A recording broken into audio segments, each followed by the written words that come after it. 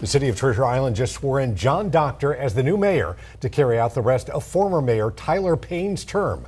And this is 10 Tampa Bay at 5:30. I'm Dave Wagner. I'm Frank Wiley. All of this happening after an abrupt resignation and as neighbors are still recovering from back-to-back storms. 10 Tampa Bay's Anjelicia Bruton spoke to the new mayor about the concerns he's seeing.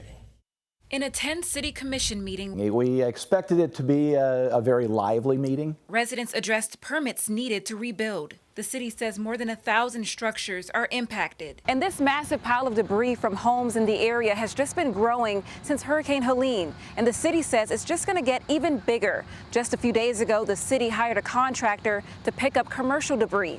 The mayor says FEMA plays a major part in how they rebuild. Well, FEMA has a process for assessing damage. And if the home's value, the structure on the property, if the home has more than 50% damage and would be a home that may have to be knocked down. They are just going to hold my permit until we have a substantial damage inspection by either the county or by FEMA. After Hurricane Helene, Chris Clark says there was 28 inches of water in his home. We're still able to live down here because we have air conditioning, we have a water heater.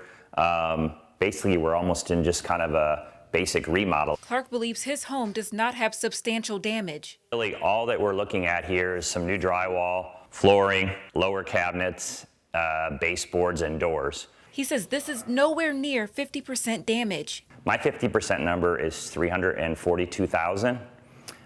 The bid from my contractor to put my house back the way it was $131,000.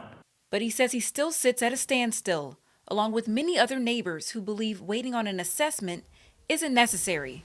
The city can make substantial damage assessments on their own based on the permits that we turn in.